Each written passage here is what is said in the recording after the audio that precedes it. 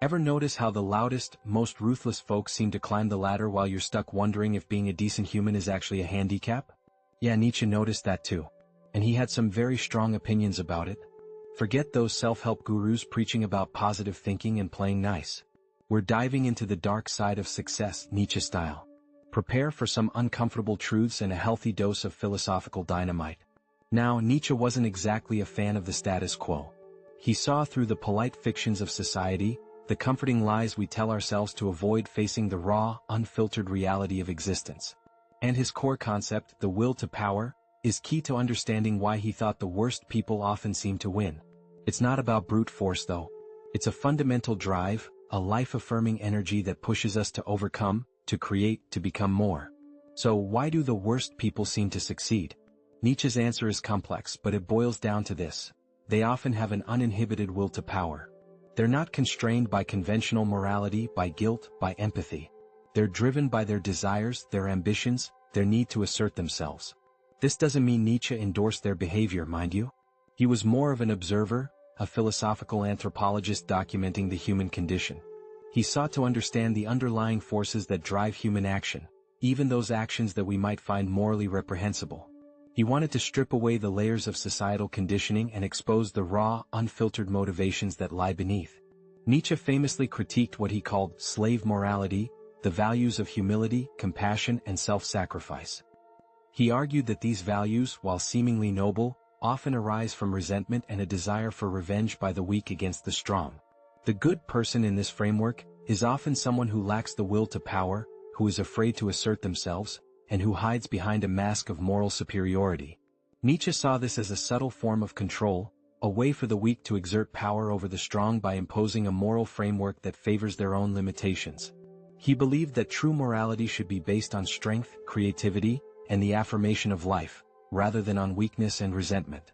These individuals are laser-focused on their goals, often at the expense of others. They might step on people, manipulate situations, and show little remorse. Nietzsche wouldn't necessarily admire this, but he'd recognize it as a raw expression of the will to power. They possess a single-minded determination, a relentless drive that propels them forward, regardless of the consequences. They see obstacles as challenges to be overcome, and they are willing to take risks and make sacrifices to achieve their objectives. This unwavering focus can be a powerful asset in the pursuit of success, even if it comes at a moral cost. They don't dwell on past mistakes or feel burdened by guilt. Nietzsche saw guilt as a debilitating emotion, a tool used to control and suppress the strong. The worst people often seem to be immune to it. They view mistakes as learning opportunities, and they move on quickly without allowing them to weigh them down. This ability to detach from negative emotions allows them to maintain their momentum and to pursue their goals with unwavering determination.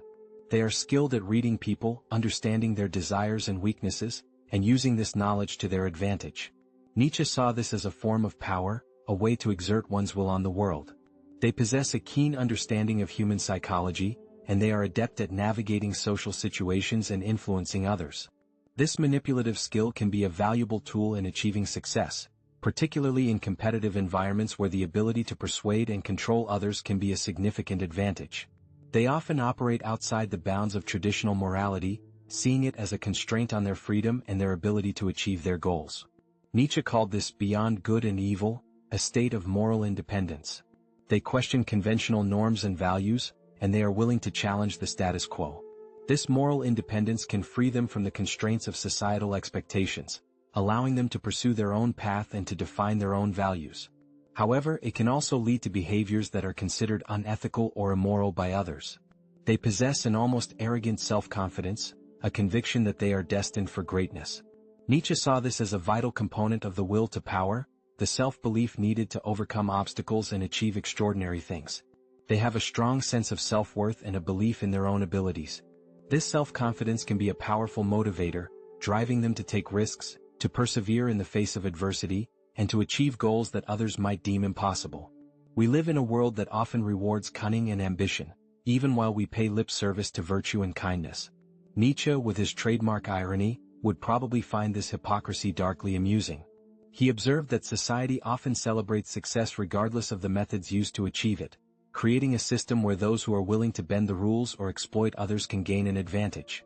This inherent contradiction between our stated values and our actual practices would likely be a source of cynical amusement for him. So, does this mean Nietzsche thought we should all become ruthless sociopaths to succeed?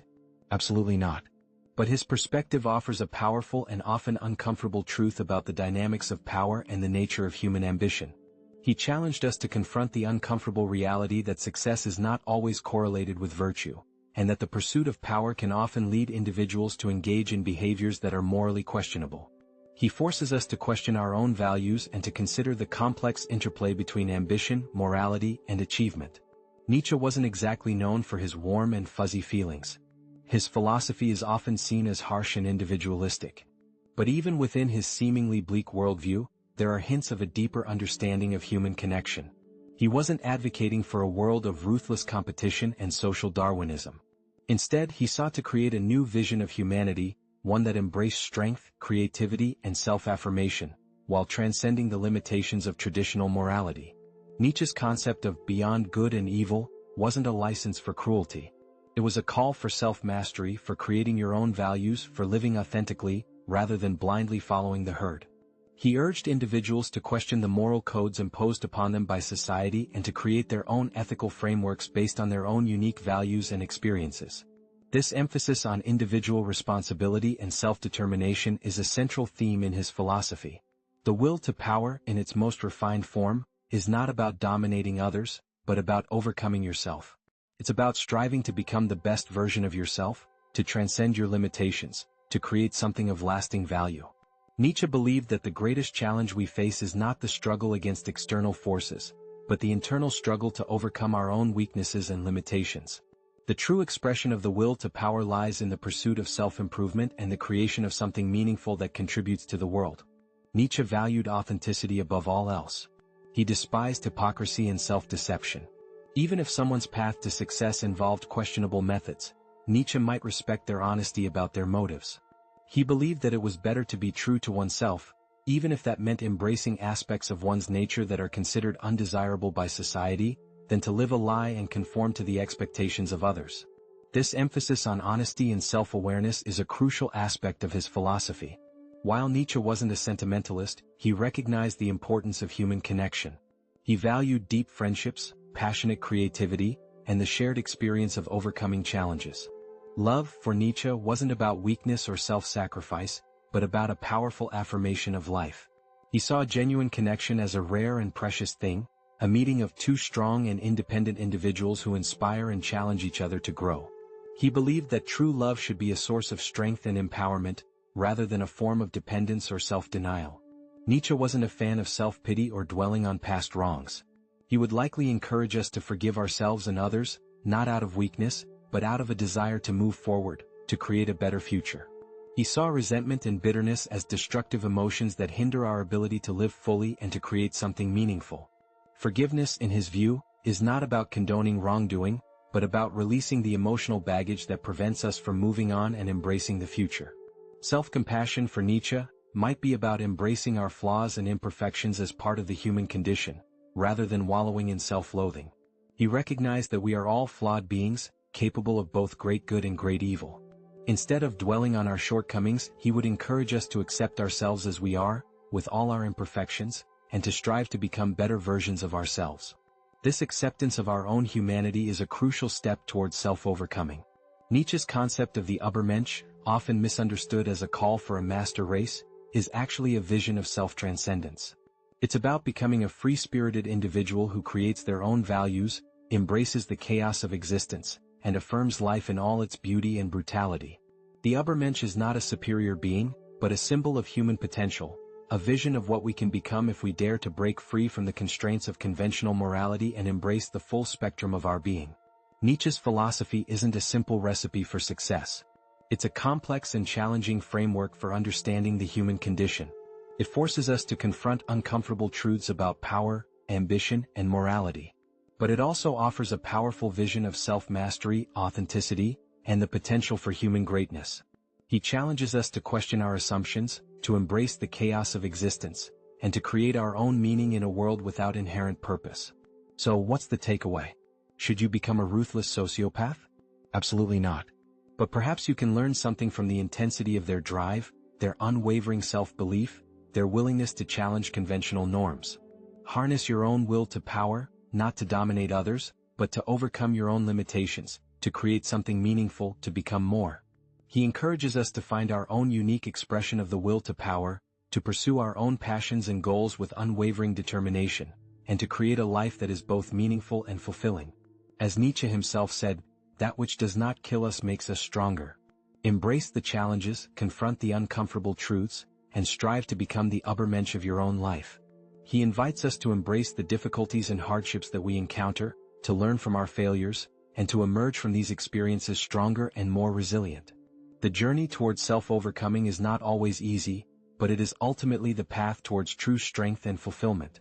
Furthermore, Nietzsche's exploration of why the worst might succeed touches upon the societal structures and values that inadvertently reward certain behaviors. He observed that in many systems, particularly those driven by competition and the pursuit of material gain, those who are willing to prioritize their own advancement above all else, even at the expense of ethical considerations, often gain an advantage. This isn't necessarily a reflection of inherent superiority, but rather a consequence of the rules of the game itself. Consider the subtle ways in which society often equates success with power and dominance. Those who aggressively assert themselves, who are unafraid to take credit, sometimes undeservedly, and who project an image of unwavering confidence, are often perceived as leaders and are given opportunities for advancement. This can create a self-perpetuating cycle where those with less scrupulous methods rise to positions of influence, further reinforcing a system that rewards such behavior. Nietzsche would likely point to this as a manifestation of the ongoing struggle between master and slave moralities, with the values of the masters, those who assert their will, often prevailing in the realm of worldly success. Moreover, Nietzsche recognized the power of illusion and the ability of some individuals to craft compelling narratives that serve their own interests. Those who are adept at manipulating public perception, at creating a strong personal brand, regardless of its authenticity, and at exploiting the vulnerabilities of others can often achieve significant success, even if their underlying character is far from admirable. This highlights the importance of critical thinking and the need to look beyond superficial appearances when evaluating the achievements of others. Nietzsche's emphasis on truthfulness, even uncomfortable truths, stands in stark contrast to the manipulative tactics employed by those who prioritize success above all else. Ultimately, Nietzsche's analysis of why the worst might succeed is not intended as an endorsement of such behavior. Instead, it serves as a stark and often unsettling commentary on the dynamics of power, ambition, and the complex relationship between morality and achievement. It challenges us to examine our own values, to question the systems that we participate in, and to consider what truly constitutes a meaningful and fulfilling life, beyond the superficial metrics of worldly success. His work compels us to look beyond simplistic notions of good and bad, and to grapple with the messy and often contradictory realities of human motivation and behavior in the pursuit of power and recognition.